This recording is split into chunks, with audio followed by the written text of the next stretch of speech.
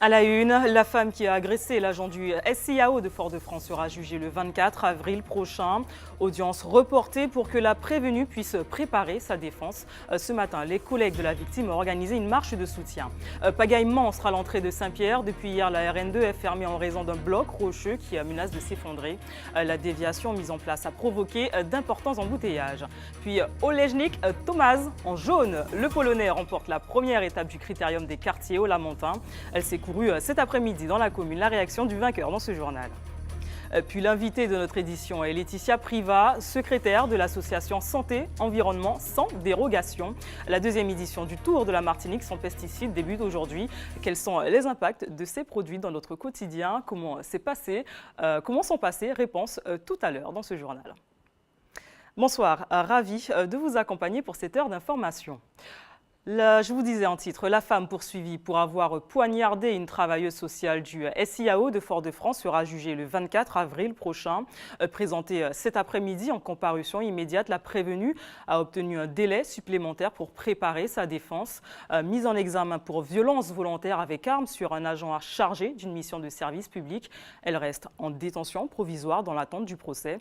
À Fort-de-France, compte rendu de l'audience avec Volana Razafi Malansoa. J'ai laissé ma colère l'emporter, mais cela n'explique en rien mon geste, a déclaré la prévenue accusée d'avoir poignardé la salariée du SIAO en début de semaine. La jeune femme d'une vingtaine d'années est sans emploi, sans revenu et vit dans un foyer social à Ravin-Vilaine. Elle avait déjà été condamnée en 2011 pour vol. Elle avait été condamnée à 100 € d'amende.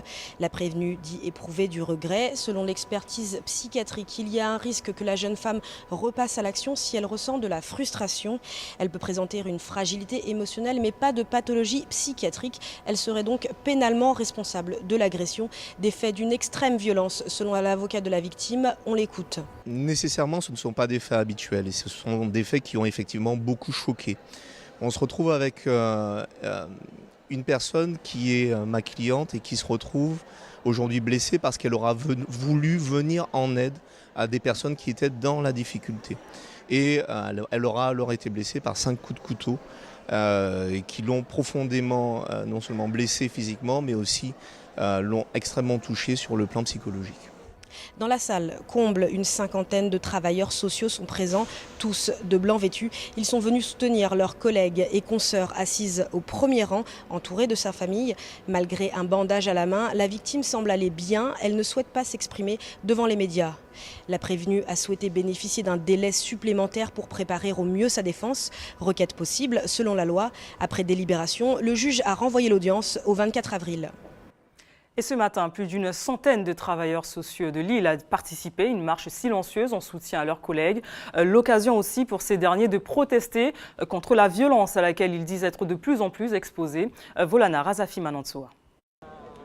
En basket ou en talons, les travailleurs sociaux ont marché dans les rues de Fort-de-France ce matin. Accompagnateurs, éducateurs, assistants sociaux, ils étaient près d'une centaine à marcher en soutien à leurs consoeurs poignardés il y a 3 jours dans l'exercice de ses fonctions. Je me sens mal, je sens que ma profession est attaquée, je sens que les travailleurs sociaux sont attaqués au cœur même de leur mission et les politiques sociales, les politiques ne font rien. On est traités comme des moins que rien et avec peu de moyens, on doit faire comme on peut au mépris justement de notre déontologie. Aujourd'hui, la victime, employée au SIAO, le service intégré d'accueil et d'insertion, va mieux. Ses collègues sont rassurés. Frédéric va bien, elle est sortie de l'hôpital. Elle a des blessures qui n'ont pas atteint sa vie, Dieu merci. Et elle est sortie de l'hôpital, elle sera cet après-midi à l'audience à 14 h. Je vois l'élan de solidarité qu'il y a autour de l'équipe du SIAO. Les travailleurs sociaux sont unis autour de nous et vraiment ça fait chaud au cœur. Mais face à une telle agression, l'ensemble de la profession refuse de se taire. Nous sommes en danger. Aujourd'hui, c'est le SIAO. Demain, ça sera ailleurs. Parce que sous nos pieds, il y a un magma qui monte et nous sera envahi et il sera trop tard.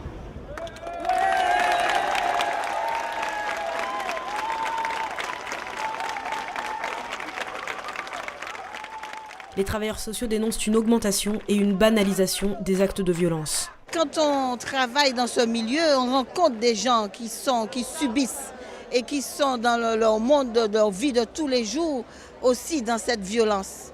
Et ils réagissent à la violence aussi par la violence. Une violence quotidienne que les travailleurs sociaux souhaiteraient voir disparaître. Un point maintenant sur la situation qui handicape le quotidien des habitants du nord de l'île.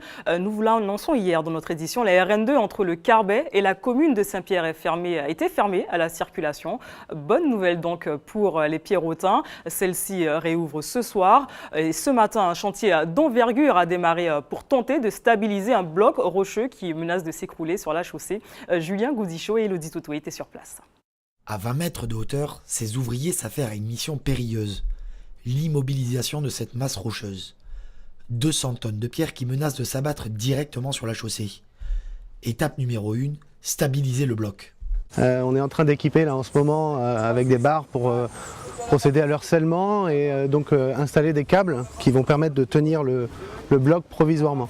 On va ensuite protéger le bâti en installant un écran. Ensuite on reviendra vers la mi-avril pour dynamiter le bloc, pour enlever complètement le risque. Pour permettre cette intervention très technique, la région a dû mettre la main à la poche.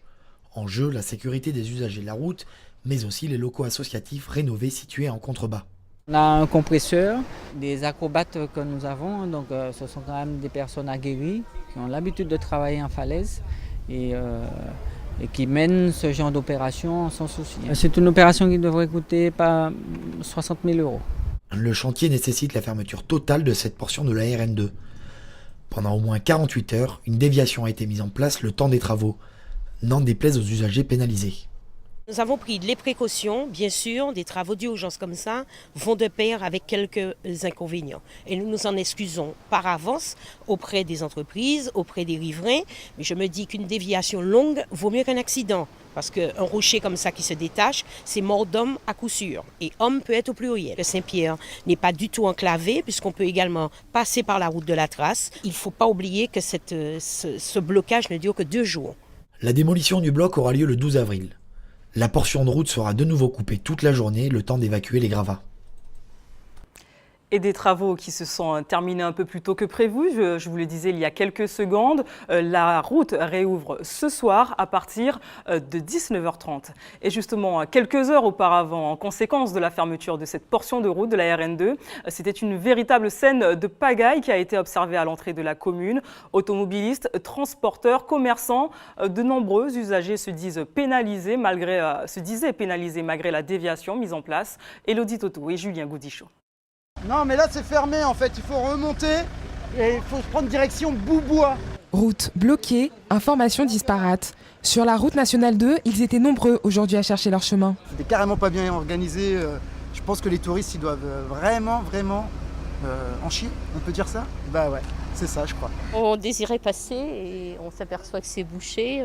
J'ai quand même assisté mais ça semble dangereux. Donc je crois qu'on va faire demi-tour. La voie est fermée depuis hier soir et des itinéraires bis ont été mis en place. Pendant 2 jours, Saint-Pierre n'est accessible que via Font-Saint-Denis ou le Morne-Rouge. Un trajet bien plus compliqué. D'habitude, je prends une heure pour faire la route, la route normale, et là j'ai pris 2 heures. Un collègue là, la boucherie, elle est fermée, elle n'a pas pu venir à cause de l'éboulement, je crois. Hier soir, comme j'avais un petit rendez-vous avec un petit doudou, j'étais obligé de se lever à 3 h du matin pour rentrer à Saint-Pierre en vélo. Je suis parti à 3 h, je suis arrivé ici, il était 5 h. Une route étroite, impraticable pour les poids lourds.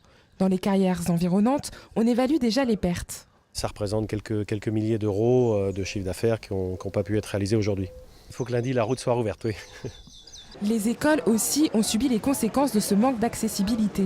Les bus scolaires n'ont pas circulé et à la maternelle du Morne-Rouge, une vingtaine d'enfants s'est retrouvée sans institutrice. Obligée de garder l'enfant. Je ne peux pas aller au boulot puisque ce n'était pas prévu. Je n'ai pas pu m'organiser avant parce que j'ai eu l'annonce assez tard hier soir. Donc voilà, donc, du coup j'ai dû rester avec lui. Bonne nouvelle, la réouverture de la route est prévue pour ce soir, 19h30, selon une information communiquée il y a quelques minutes par la région Martinique.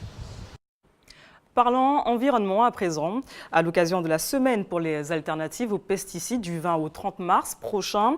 Cette question ce soir, est-il possible de vivre sans ces produits phytosanitaires? Pour y répondre, nous recevons Laetitia Privat, secrétaire de l'association Santé Environnement sans dérogation. Bonsoir Laetitia Privat. Bonsoir. Alors, votre association propose un tour de la Martinique pour valoriser les structures et organismes qui développent des alternatives aux pesticides dans l'île. Cet événement existe dans l'Hexagone depuis maintenant 10 ans. Pourquoi relayer l'expérience en Martinique ? Eh bien, écoutez, c'est un vide qu'il y avait à notre sens. Donc, on a créé il y a 2 ans l'association SESD avec pour objectif justement de montrer, de répondre à la problématique comment manger sain en Martinique. Et pour nous, dans le contexte dans lequel nous vivons, avec les scandales du chlordécone notamment, il a paru essentiel d'agir et de démontrer aux habitants que nous sommes capables de vivre et de manger plus sainement. Alors vous faites une transition toute trouvée sur le reportage que je vous propose justement à l'instant de regarder un reportage de Julien Goudichaud diffusé en février dernier sur les dangers des pesticides dans nos jardins, puisque la réalité qui nous rapproche un peu plus des pesticides, c'est justement la problématique des chlordécones. On écoute justement, on regarde ce reportage de Julien Goudichaud. Le sujet est sensible. L'utilisation domestique des pesticides n'est pas à prendre à la légère. Certaines personnes en ont fait la douloureuse expérience. C'est le cas de Franz. Il y a quelque temps, il a eu recours à l'utilisation de désherbants, mais avait mal choisi son heure. J'ai passé ça vers 10h midi et je suis tombé. Pour passer le truc, il faut de très tôt, très bonne heure. Mais quand il est midi, c'est plus dangereux. Florent Grabin est président d'une association écologiste. Il tire la sonnette d'alarme. Pour lui, les particuliers devraient être beaucoup plus vigilants sur les composants de ces produits. L'acheteur doit vérifier au moment où il achète un désherbant, si c'est marqué glyphosate dessus, il met une croix dessus. Il pose préjudice à ses voisins, à ses enfants, mais, passez-moi l'expression, il esquinte son terrain. Et il faut savoir une chose, ce sont des effets différés, que là, ce sont des produits qui sont ultra dangereux, ultra cancérigènes. On voit les effets 20-30 ans après, et il est trop tard. Une attention qui doit être de mise le jour de l'achat. Ce client en est conscient et ne tient pas à retrouver du poison dans son assiette. C'est la première chose qu'il faut regarder, ce sont les étiquettes. Parce qu'il y a des désherbants qui sont pour l'herbe, mais qui agissent aussi sur les cultures. Et il y a de ceux qui agissent seulement sur l'herbe et qui n'agissent pas sur les cultures. À force de mettre des pesticides, ça dégénère le sol. Et ce que nous mangeons aussi, ça peut nous faire du mal. Iliane passe beaucoup de temps à cultiver son jardin et elle n'est pas prête à mettre n'importe quel produit dans son sol. Je suis plus fumier, l'herbe de la tondeuse que je fais pourrir et après je mets. De nos jours, on craint, je ne suis pas la seule, nous craignons beaucoup les produits chimiques et compagnie. Alors je préfère le naturel. Préserver son entourage et se préserver soi-même. L'étude Pestium se déroulera dans 10 communes de chaque département durant 1 à 2 mois. Au total, 600 foyers participeront. Alors nous avons vu la réalité justement de l'usage des pesticides dans les foyers martiniquais, dans l'utilisation domestique. Alors nous le voyons bien, les pesticides sont partout, mais peut-on réellement s'en passer ?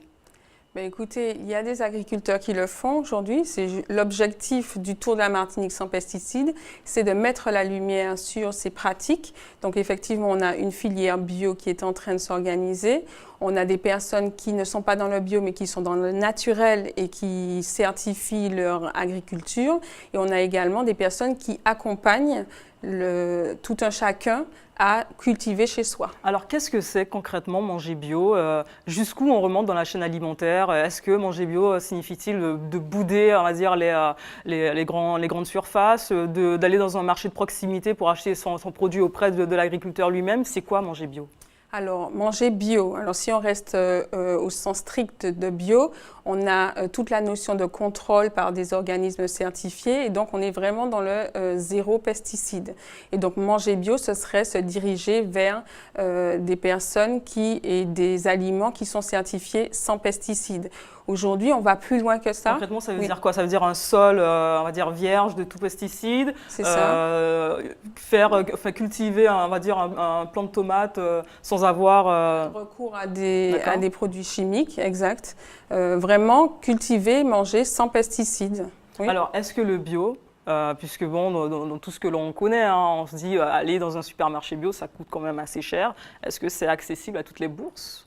Eh bien, écoutez, c'est accessible à toutes les bourses. C'est un changement dans la consommation, puisque moi, aujourd'hui, je consomme bio. J'ai mon panier bio qui m'est livré, je n'ai pas remarqué de charges supplémentaires depuis que j'ai changé de mode de vie. Et de toutes les façons, on consomme différemment.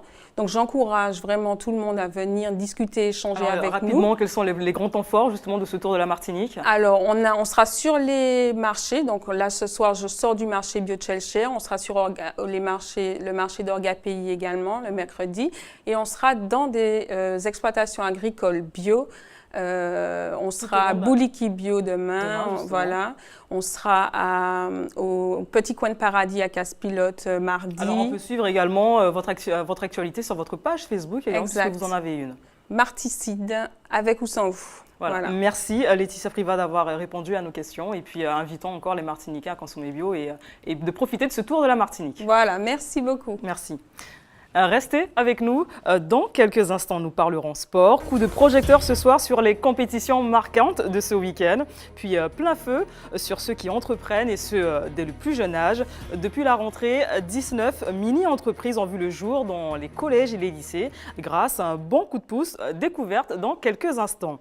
Mais avant, direction la Guadeloupe, où à l'occasion de la 4e édition de la Semaine des mathématiques était organisé un rallye. Objectif, rendre la discipline plus ludique et attrayante. Au collège de Gourdeliane, cet après-midi, plus de 300 collégiens ont tenté l'expérience. À Bemao, Linda Kayarsi. 14h, les premiers collégiens qui participent au rallye de mathématiques arrivent au collège Gourdeliane de Bemao. C'est la 2e année consécutive que l'établissement chapeaute ce grand rendez-vous des maths. C'est susciter l'envie, le goût de participer à. Alors aujourd'hui, ce sont les mathématiques. Demain, ça peut être aussi la poésie. Après-demain, on aura une très belle journée sur la biodiversité. Donc c'est toujours dans ces grands moments forts, c'est donner l'envie, le désir de faire. 14h30, il est temps déjà pour les élèves de 3e et de 4e de se rendre dans leur salle pour se préparer à plancher. Cette année, plus de 300 collégiens de toute l'Académie de Guadeloupe ont fait le déplacement et pour l'instant, pas le moindre stress à l'horizon. Je serai stressée quand j'aurai le sujet devant moi. Pas maintenant. Pas trop stressé? Non, pas du tout. Tu t'es entraîné? Oui. C'est la première fois que je participe à ce rallye. Mais je me suis préparée, donc je pense que ça va bien se passer. 15h, le coup d'envoi du rallye de mathématiques est donné.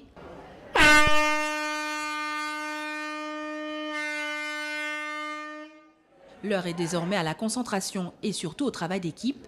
Au programme, exercices numériques, de logique et de géométrie. Ils ont droit à tout, la calculatrice, le calque, ils peuvent faire les maquettes, on fait des modèles.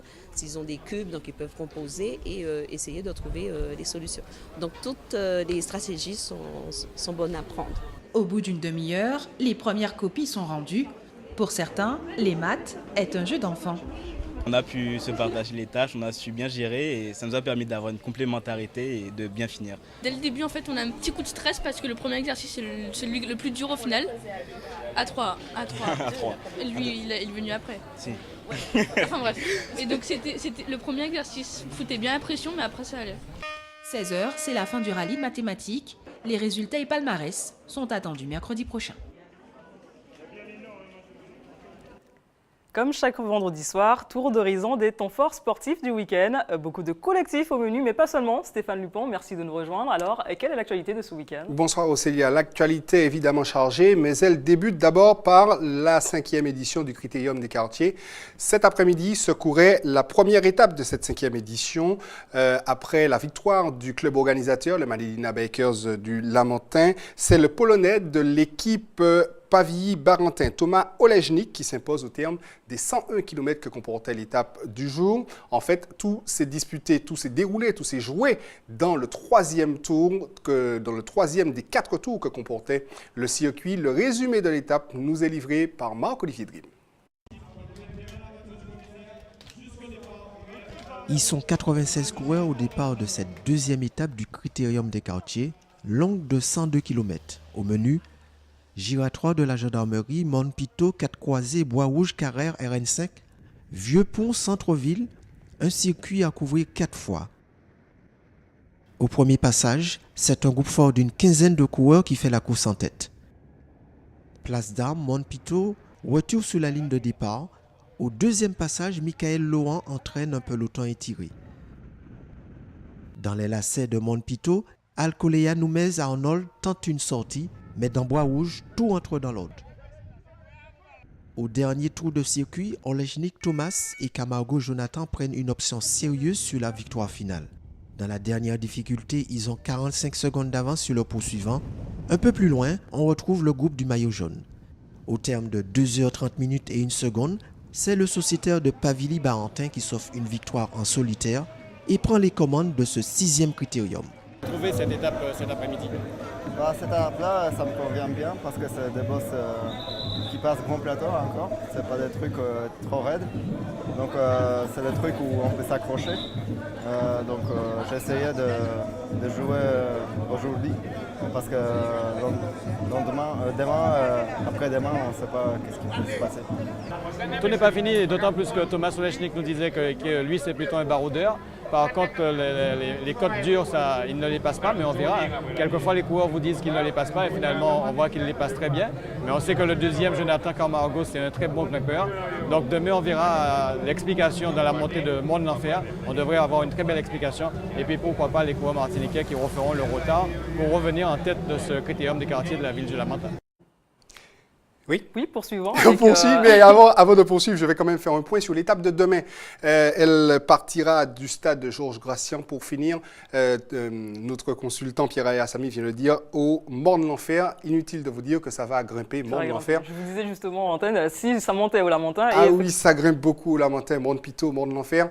Ce sont des coins un peu difficiles à grimper. Nous verrons ça demain. Et outre cette 6e édition du Critérium des quartiers, il y aura bien sûr le reste de l'actualité sportive composée de natation, de sport collectif, mais également d'athlétisme. Les détails sont livrés par Karil Chassol.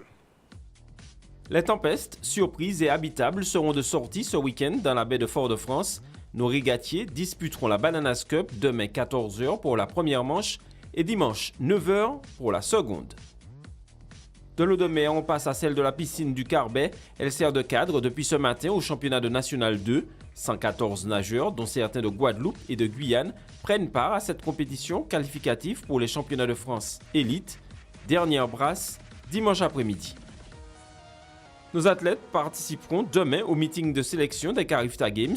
Début des hostilités, 15h au stade Pierre-Aliquer.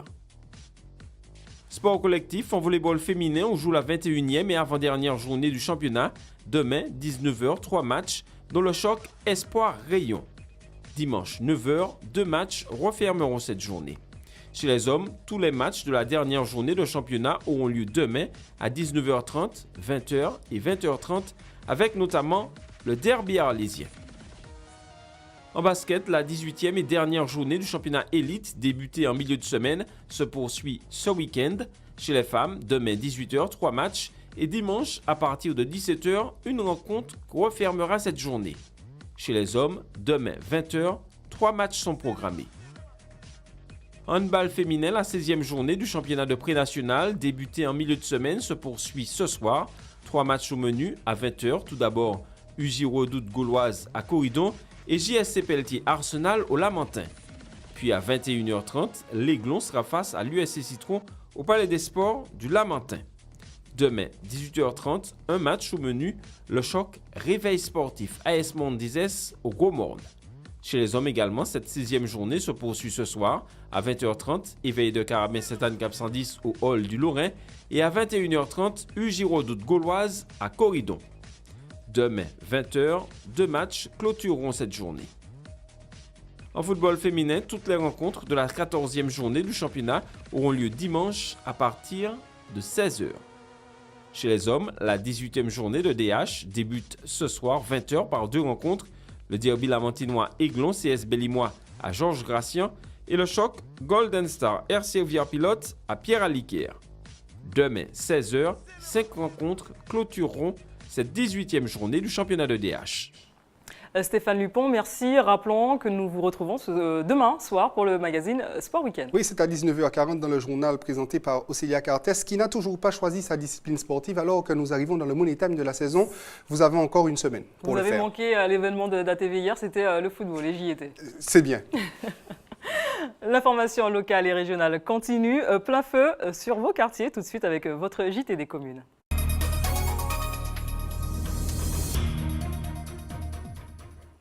Direction Trinité pour débuter ce JT des communes. Le programme Entreprendre pour apprendre, lancé en juin 2014 en Martinique, porte ses fruits. Il entend sensibiliser la jeunesse à l'entrepreneuriat. Opération réussie. Depuis la rentrée, 19 mini-entreprises ont vu le jour dans des collèges et lycées. Une opportunité de s'essayer à la vie d'entrepreneur. Zoom sur le concept au collège Saint-Just avec Isabelle Ferrière. Camille, tu vas devoir aller prendre la clé pour prendre le prototype des t-shirts pour essayer de voir comment on peut le réaliser et essayer de voir avec la partie financière si tu peux passer la première commande par rapport aux matières premières. Réunion de travail. Dylan est en train de briefer ses équipes. À 15 ans, il dirige une entreprise de prêt-à-porter spécialisée dans les t-shirts personnalisés. Le plus compliqué, c'est de se mettre en tête qu'il faut diriger une équipe et de parler devant des gens.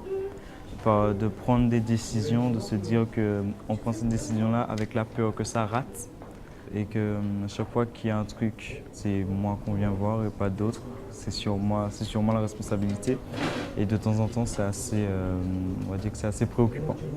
Marketing, ressources humaines, administratif. Comme dans une vraie société, tous les services sont représentés. À chacun de remplir son rôle. Ma mission est de faire connaître notre mini-entreprise partout dans la Martinique, voire plus dans le monde. Et alors pour ça, on a déjà créé une page Facebook, un site internet. Ces élèves de 3e ont 8 mois pour tout mettre en œuvre. Pour relever ce challenge, ils bénéficient du soutien de responsables pédagogiques. Nous sommes, je dirais plus les encadrants, hein. C'est vraiment les élèves qui pilotent l'entreprise, qui prennent les décisions.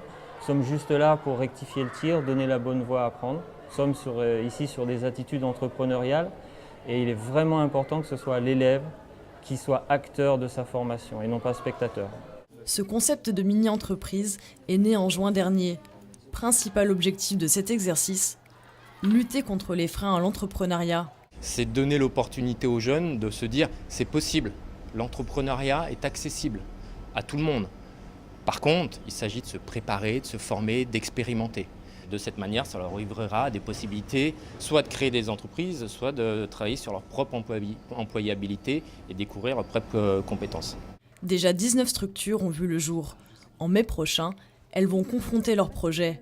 Une compétition locale avant d'affronter les équipes de l'Hexagone et de l'Europe.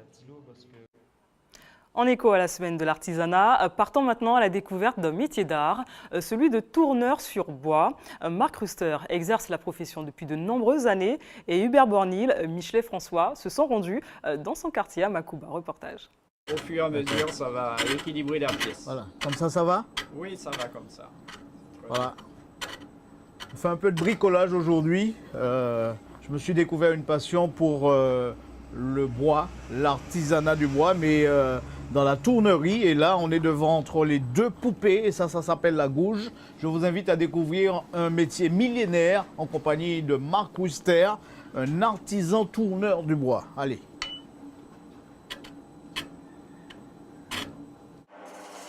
La technique serait apparue en Égypte en 1350 avant Jésus-Christ. Elle s'est développée durant le Moyen-Âge en Europe continentale. Marc Ruster a découvert le métier de tourneur sur bois depuis sa rencontre il y a quelques années avec Jules Pognon, ébéniste d'art Gros-Mornay. En France, dans les abbayes, ils utilisaient beaucoup le tournage parce que les pièces en bois étaient utilisées en ustensiles de cuisine, tout ça. Mais jusqu'à présent, c'est revenu en France, mais ça reste encore un peu méconnu. Le bois utilisé par le tourneur est particulièrement noble, de l'avocatier. L'avocatier, comme c'est un bois de fruits, c'est assez délicat hein, parce que c'est vite fait attaquer par les termites. Un métier que l'homme exerce avec passion. Il avoue d'ailleurs qu'en fin de journée, il est souvent exténué. Mais c'est vraiment agréable quand on aime. Et puis le stress, et comme on travaille pour les sportifs, les délais qui sont des fois courts. Ces réalisations sont principalement pensées pour le monde sportif, mais pas que. Les gens d'écriture peuvent être surpris. C'est du bois?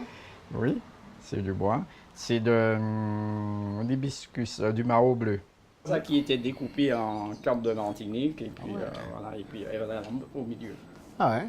Voilà, il m'expliquait justement que c'était lui qui avait réalisé le trophée de Usain Bolt lors de son passage en Martinique. Voilà à quoi ça ressemble, c'est du véritable travail d'art. J'ai un vrai coup de cœur pour le tambour belay. Une belle découverte. Votre journal local et communal se termine. Restez sur ATV, on se retrouve dans une poignée de secondes avec Régine Germani pour Antje Pays.